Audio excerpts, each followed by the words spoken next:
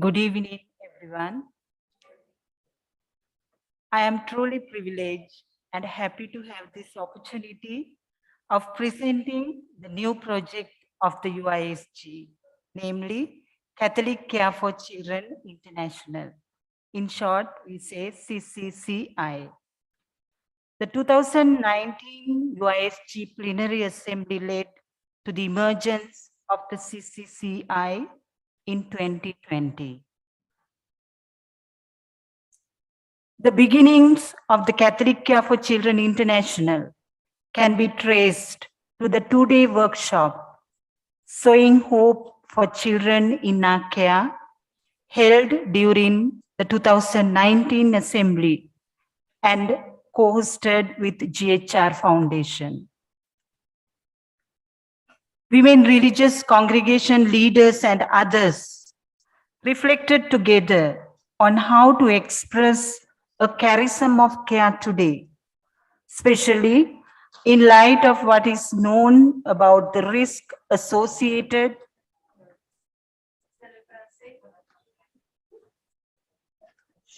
There's a problem with the French translation.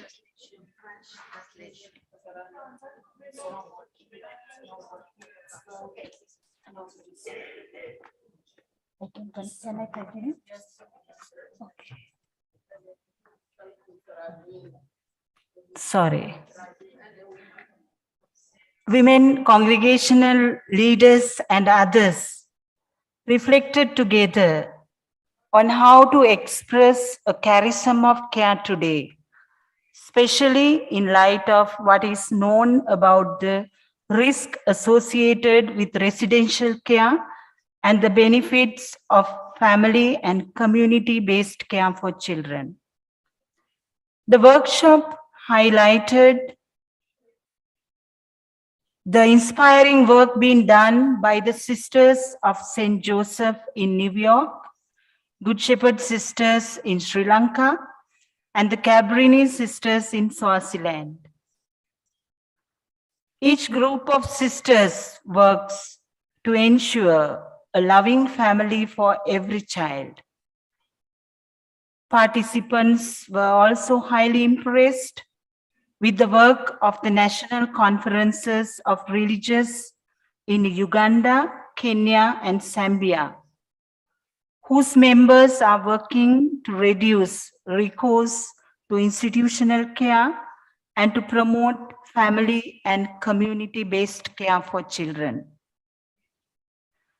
The religious who attended the workshop encouraged UISG to commit to explore the possibility of supporting women religious across the globe in care sector on how best to make the charism of care relevant in today's context. CCCI was born as a result of this. CCCI's vision to have a family for every child invites and supports women religious institutes with the charism of care to read the signs of the times and provide the best care possible for the children and to change the age-old methodology used in providing care for children.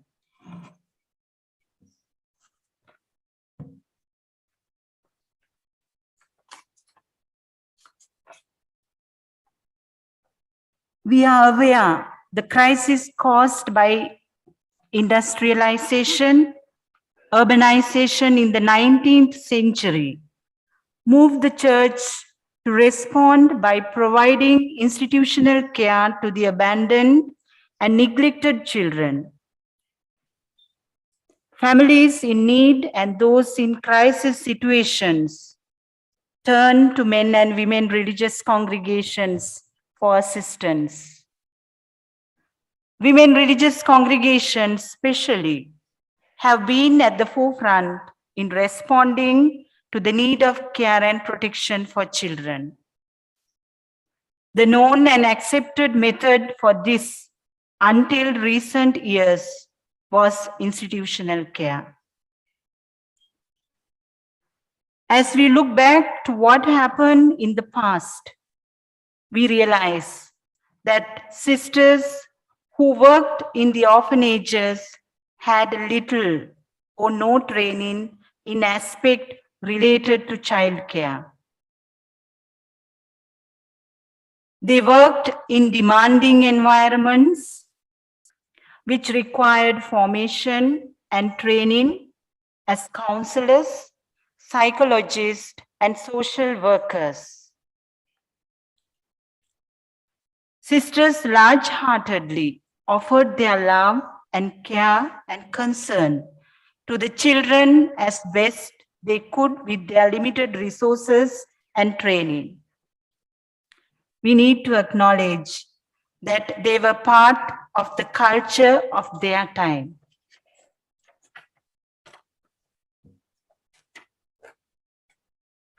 It says that there are approximately 2 to 8 million children living in orphanages globally. Current statistics indicate that the Catholic Church worldwide oversees nearly 9,000 orphanages, caring for thousands of children. Looking at today's context, we now know that 80% of children in orphanages have a living parent or a close relative. Children are generally placed in orphanages because of poverty. Now we need to ask why we need to change the methodology of taking care of children, which we had been using for many years. Would it be possible to find answers to present-day problems only with the solutions of the past? This morning, Pope Francis reminded us that going back is not the right path. We religious need to be followed.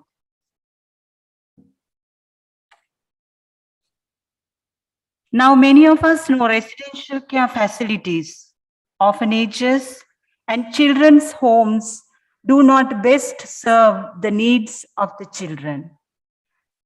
Scientific and social studies have proven that the residential care methodology does not address the real challenges that children and families face. In fact, they can cause trauma and harm to children. Strong academic evidence tells us that children are more likely to thrive in families. Researchers on neuro and brain science reveal delayed social, emotional, cognitive, and physical development when children are outside family care. Even though we understand that residential care can provide the best needs of children, best basic needs of children, it doesn't take into account the social, emotional contribution that only a family can provide. It doesn't help prepare for healthy adulthood relationship. And so when they leave the institution, they are unprepared to live an independent life and struggle to integrate into society. Many faces unemployment, homelessness, sexual exploitation, addiction to drugs and alcohol, and finally end up in prison. According to the new report released by the Lancet Child and Adolescent Health Journal in 2022, this year, there are more than 5.2 million children around the world who have lost a caregiver due to COVID-19, making many more children at risk of losing care from their family. we need to pause and reflect. What is the Spirit calling us to do? What will be our response to the cries of children who need care and protection? Will closing down institutions bring about solutions? Will construction of more orphanages be the answer? Spirit-led creativity asks us to be open to the realities of the world, as the challenges and the complexities of the problems today demand lasting and sustainable solutions. There is a growing movement among international and national policymakers, mission agencies, non-governmental organizations, and faith-based organizations to recognize that every child deserves a family and strive to ensure that children are cared for within families. I am proud to say that we, as women religious in different parts of the world, have awakened to this reality, reading the signs of the times and finding innovative ways to address the real challenges that children and families are facing. Efforts are being made to make the charism of care relevant in today's context and to ensure a family or a family-like environment for children separated from their families. The development of the Catholic Care for Children movement is one such innovative effort by women religious. CCC is a sister-led, charism-driven movement to ensure children grow up in safe, loving families or in a family-like environment. With the help of GHI Foundation, the Association of Religious of Uganda gave birth to the CCC movement in 2016. And within 3 years, the roots of the CCC spread into Zambia and Kenya, and are now promoted by the CCCI at international level. CCC is built upon 3 main pillars. It is rooted in the Catholic faith, which gives mandate to care for children and other vulnerable persons, and Catholic social teachings, which emphasize the dignity of each person, option for the poor, and the rights of each person to participate fully in family and community.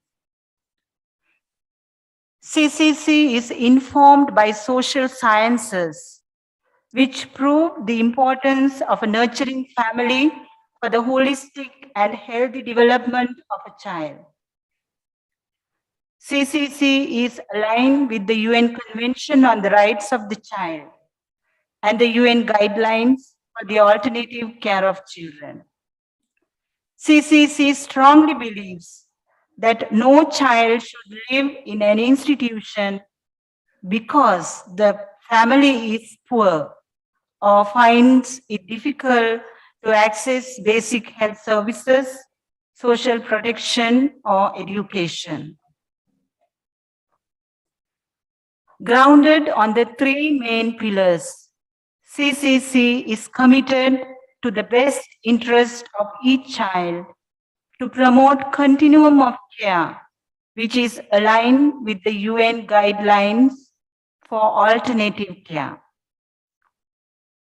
In practice, it emphasizes if families are in distress, provide support to prevent separation of children. If separation occurs, see that children are reunited with families or placed in permanent family-like settings. If alternative residential care is necessary, ensure care is of the highest quality and shortest duration possible. Strengthening the family to prevent separation is given number one priority in this model.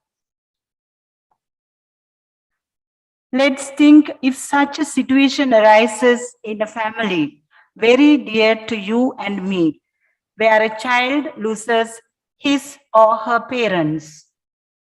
What care option would we suggest for the child? Would we suggest institutional care, or would we consider other alternative care options?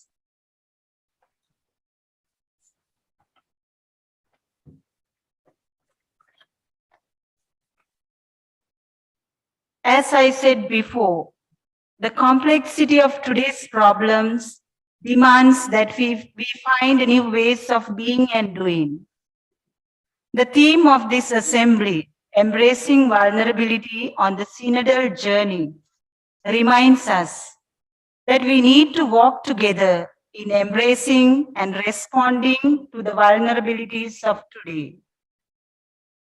Brian Swami rightly states, we can no longer decide only what is best for a corporation or congregation or a culture, but we must move to a larger context, to the planetary level.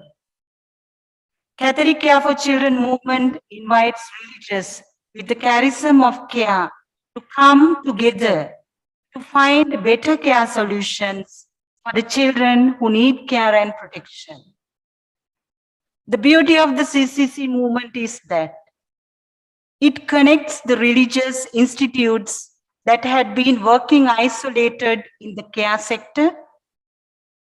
It brings them together into a common platform at their respective country level and facilitates the process to identify the factors needed to update their work in the care sector. The CCC movement in Uganda, Kenya, and Zambia has proven us that we are stronger together. The assumptions on which the work of the CCC is based on are win the hearts and minds of the people for care reform and develop the skills and capacities needed of them leading to change. I feel greatly encouraged that the sisters in these three countries have become champions in care reform. They have become the voice for the many voiceless children living in orphanages for many years, who could otherwise have experienced life in a family. Under the project of CCC, the sisters and the caretakers received professional training and skills in social work, counseling and psychology, child safeguarding, child protection, case file management, and many other skills in taking care of children. The midterm evaluation conducted in Catholic Care for Children in Uganda in last year shows incredible results the sisters have achieved. When Uganda started the program in 2016, there were 1,207 children in 21 CCIs. In 2020, the number has been reduced to 311.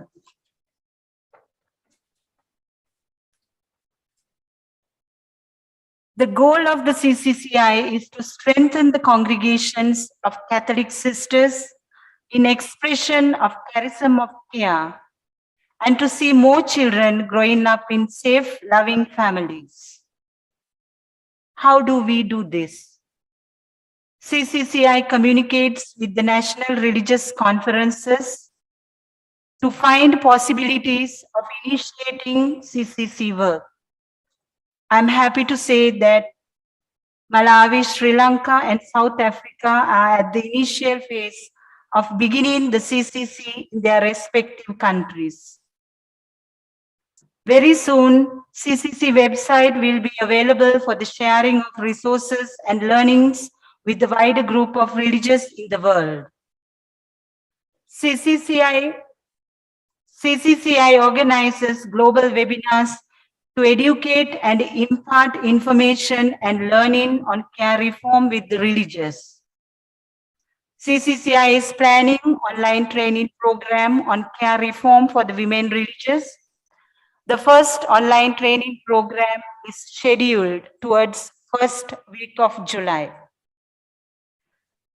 So we targeted 2 courses for this year and afterward 4 courses yearly.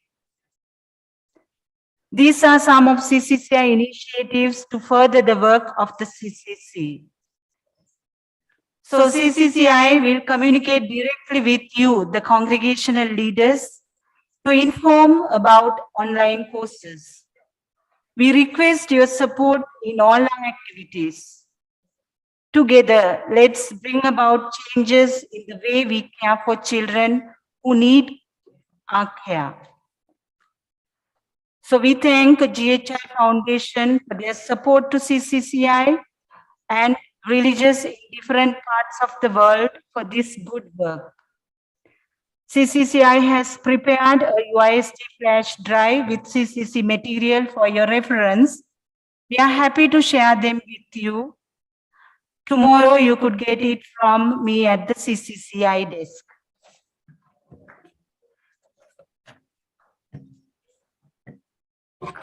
And now I would like to end my presentation with Pope Francis's words from the document on human fraternity for world peace and living together in 2019. The protection of the fundamental rights of children to grow up in a family environment, to receive nutrition, education, and support are duties of the family and society. Such duties must be guaranteed and protected so that they are not overlooked or denied to any child in any parts of the world. All those practices that violate the dignity and rights of children must be denounced. Thank you very much for your presence and participation.